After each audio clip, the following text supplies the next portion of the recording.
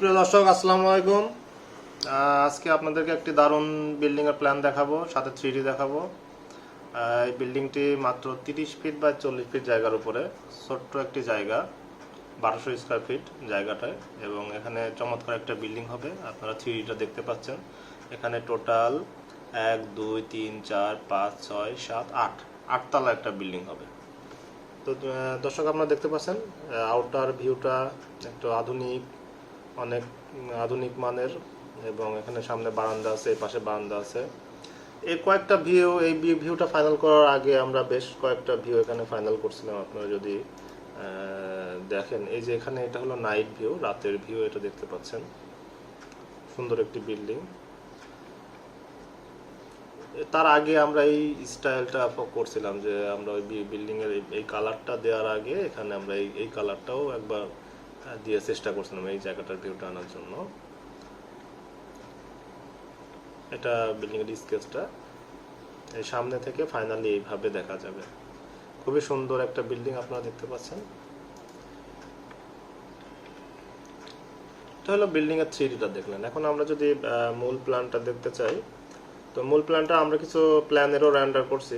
আপনারা দেখেন এখানে 30 ফিটের একটা রাস্তা আছে, রাস্তার এখান থেকে 14 ফিটের একটা ড্রাইভওয়ে থাকবে, মানে এখান থেকে গাড়িগুলো যাবে। এখানে একটা গার্ডরুম থাকবে 5 ফিট বাই 10 ফিট, টোটাল 1 2 3 4 5 6টা গাড়ি থাকবে।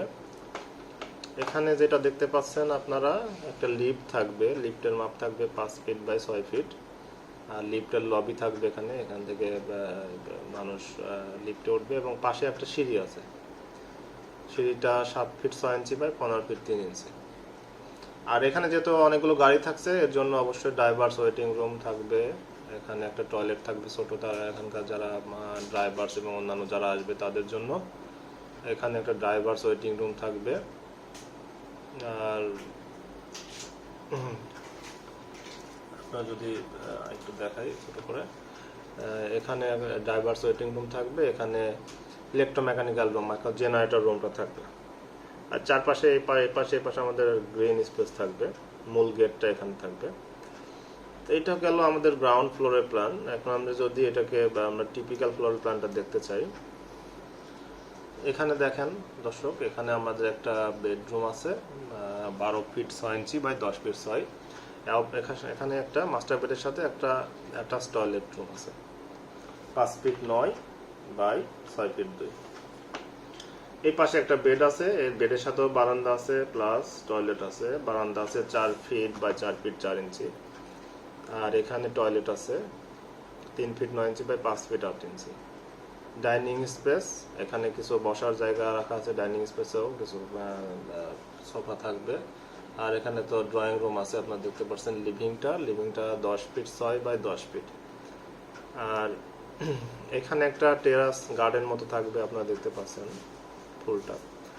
আর এই পাশে আপনার গ্রাউন্ড যে গেস্ট বেড থাকবে একটা 9 ফিট 6 বাই 10 ফিট 4। আমাদের 4টা টোটাল বেড থাকবে। এখানে সিঁড়ি দিয়ে এসে এখানে ডাইনিং, বামে লিভিং রুম, এখানে আপনার গেস্ট বেড। এখানে একটা ভয়েড থাকবে, কারণ এখানে বিল্ডিংটাতে টোটাল আলো বাতাস আসার জন্য আমাদের পর্যাপ্ত জায়গা লাগবে। আর আপনার বাসার সামনে একটা বড় গার্ডেনিং থাকবে, যেখানে যেটা আমরা গ্রাউন্ড, আপনারা 3Dটা তো দেখছেন আপনারা, সামনে একটা আমরা বাগান মতো রাখবো, সেখানে টেরাস থাকবে আর কি। এটা ফার্স্ট ফ্লোরে এই টেরাসটা থাকবে।